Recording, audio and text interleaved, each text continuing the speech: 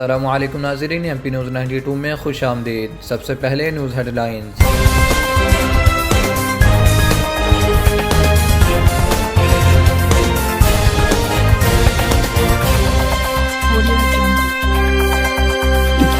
سعودی عرب وزارت حج و عمرہ کی غیر ملکی عمرہ زائرین کے لیے اہم ہدایات، شکایت درج کروانے کے لیے نمبر بھی دے دیا۔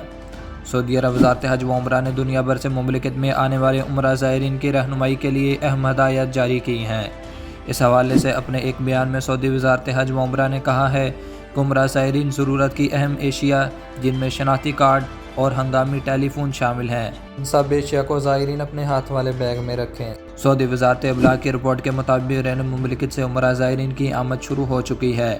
اس حوالے سے وزارت حج و عمرہ کی جانب سے عمرہ زائرین کی رہنمائی کے لیے اہم معلومات سے انہیں مطلع کرنے کا سلسلہ جاری ہے۔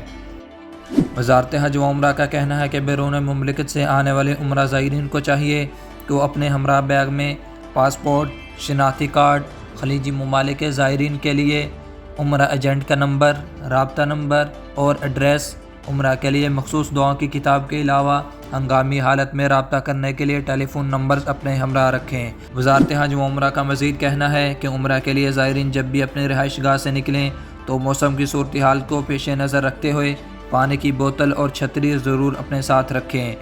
اس کے علاوہ مکہ مکرمہ اور مدینہ منورہ کے اہم مقامات کے نقشے کی سہولت بھی موجود ہے۔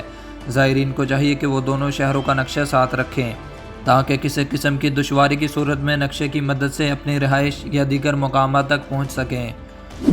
در اثنا وزارت حج و عمرہ نے زائرین کو ہدایت کی ہے کہ کسی بھی غیر معمولی صورتحال میں وزارت کے شکایات مرکز کے نمبر 9200022814 پر رابطہ کیا جا سکتا ہے۔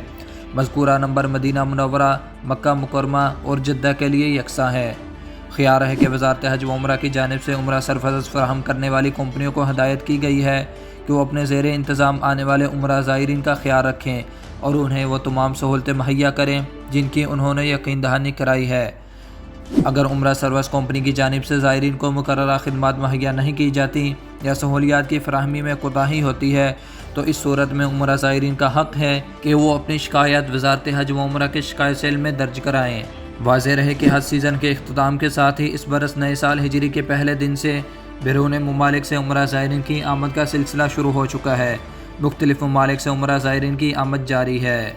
یہ تو ناظرین یہ تھی ہماری آج کی اہم خبر۔ مزید ایسی خبروں کے لیے ہماری یوٹیوب چینل کو سبسکرائب کر لیں، فیس بک اور ٹک ٹاک ویور پیج کو فالو کر لیں۔ دیکھتے رہیے ایم پی نیوز 92۔